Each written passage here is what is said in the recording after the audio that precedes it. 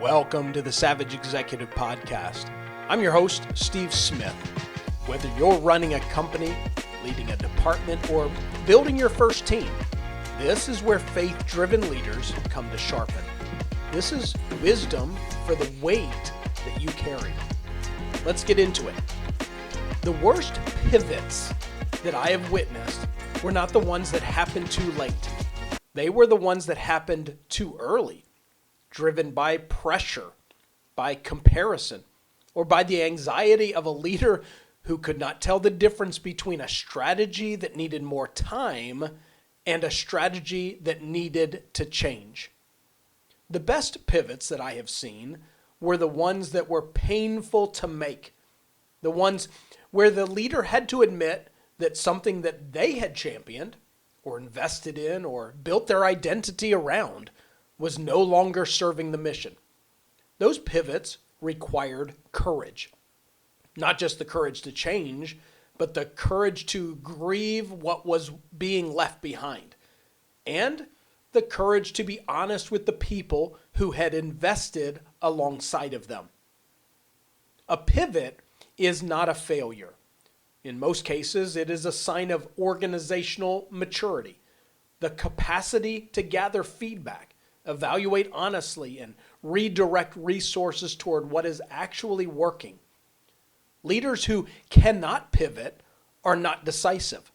They are rigid, and rigidity in a dynamic environment is one of the most expensive leadership limitations that there is. But pivots done poorly, without communication, without principle, without honoring the investment that preceded the change, destroy trust. Your team watches how you handle the moment of change, and they draw conclusions about your judgment, your integrity, and your capacity to lead them through future uncertainty. The pivot itself is rarely the problem.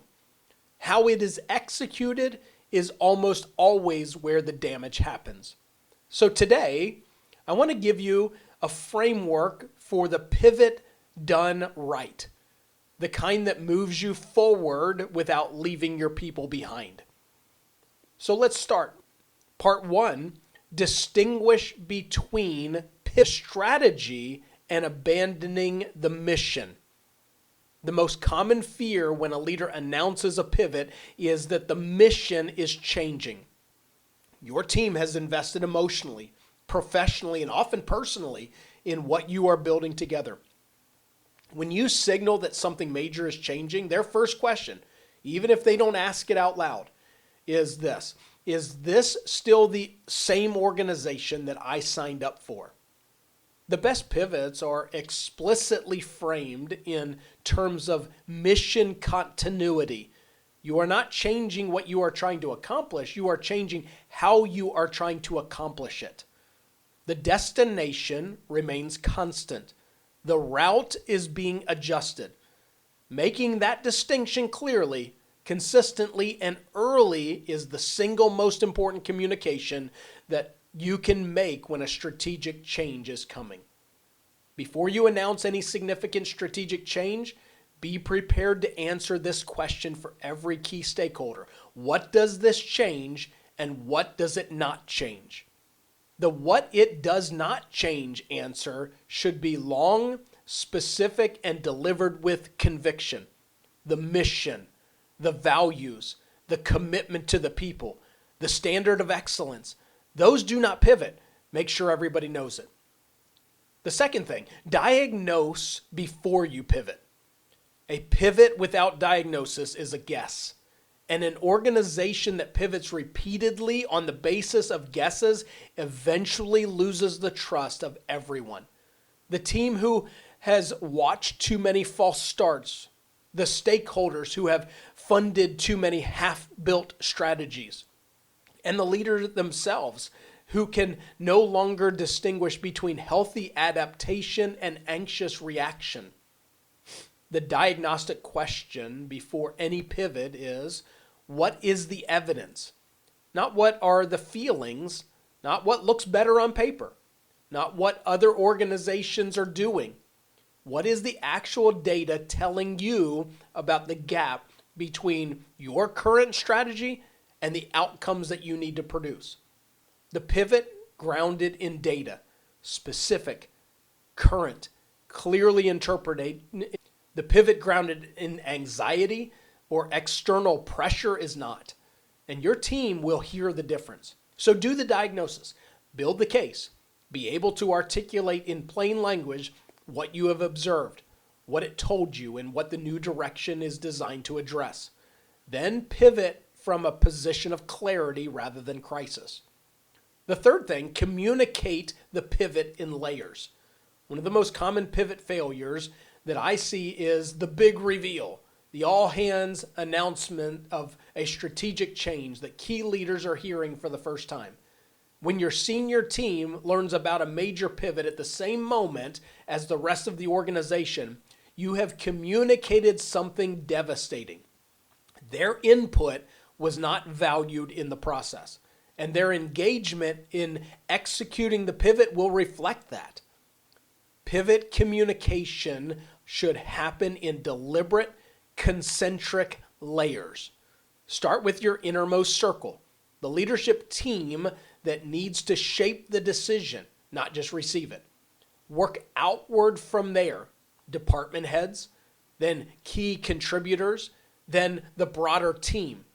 By the time you make a general announcement, the people closest to you should already understand the reasoning deeply, have had the opportunity to push back and ask hard questions, and be prepared to model confidence in the new direction.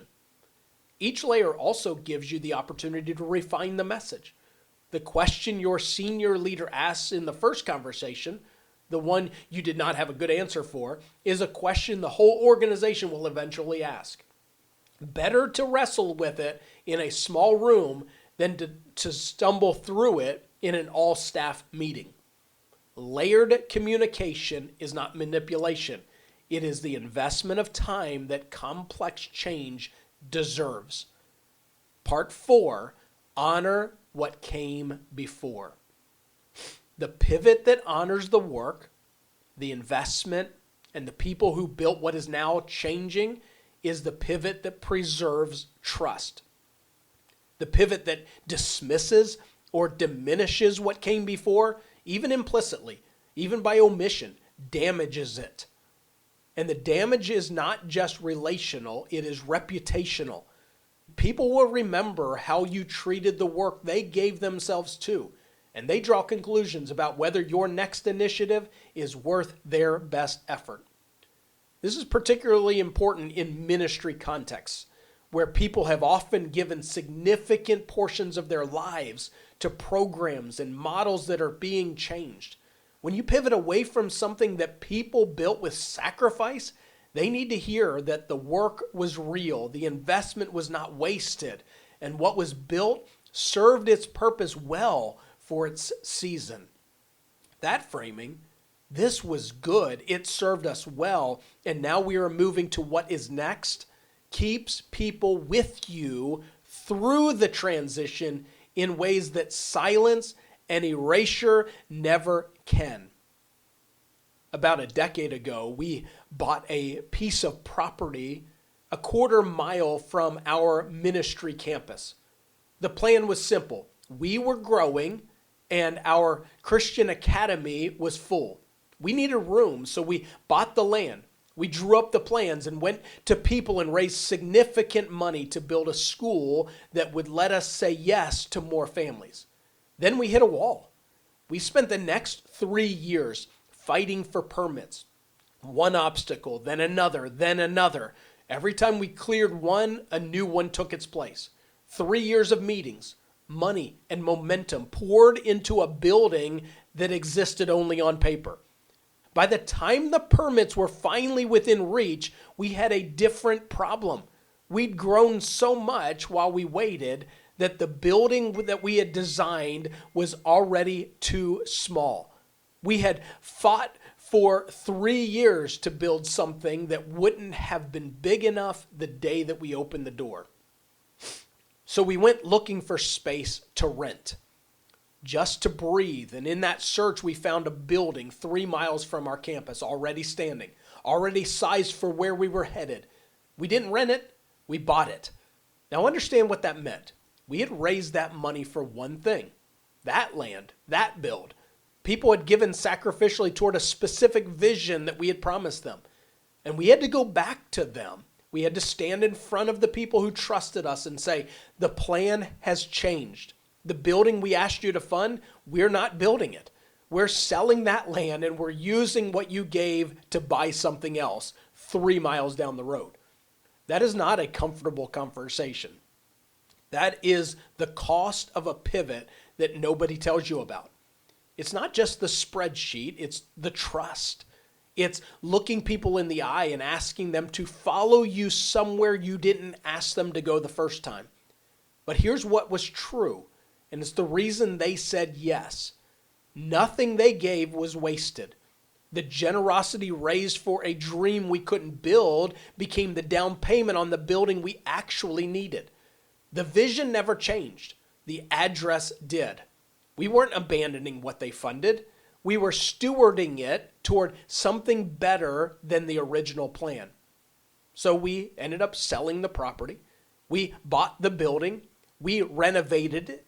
And we still use it substantially today. Here's what I want you to hear. The permits that we couldn't get, they saved us. If everything had gone according to plan, we'd have spent every dollar building something that we'd have outgrown before the paint dried. The pivot wasn't the detour. The pivot was the win. We just couldn't see it standing in the middle of 3 years of no. That's the art of the pivot. You don't honor the original plan by clinging to it. You honor it by being willing to change it and by going back to the people who trusted you and telling them the truth. That is what a well-executed pivot looks like. It's not painless, but it's trustworthy. And trust is the organizational capital for everything that comes next. Let me add one more dimension to the stewardship framing of the pivot, specifically for leaders who have built organizations that carry their name or their personal brand. The pivot becomes even harder when it involves releasing something that the market or the community associates directly with your identity.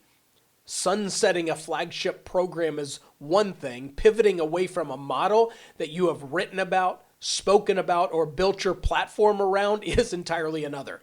That kind of pivot requires not just organizational clarity, but personal humility. The willingness to say publicly that the model you championed is being replaced by something better. That is costly and is one of the most credible things a leader can do. The leader who pivots publicly, honestly, and gracefully earns a level of trust that the leader who never changes never does. Faithful stewardship is not just about managing resources that you have been given. It is about managing the direction. A steward who is pouring money, people, and time into a strategy that no longer producing mission impact is not being faithful. They are being comfortable, and comfort that comes at the expense of mission is a stewardship failure.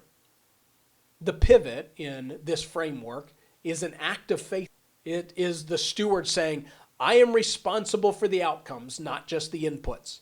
I cannot in good conscience continue to pour what has been entrusted to me into a vessel that is not producing what it should.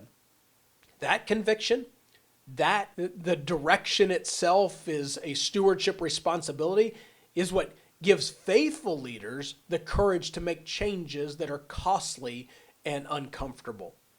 Steward the direction as carefully as you steward the dollars.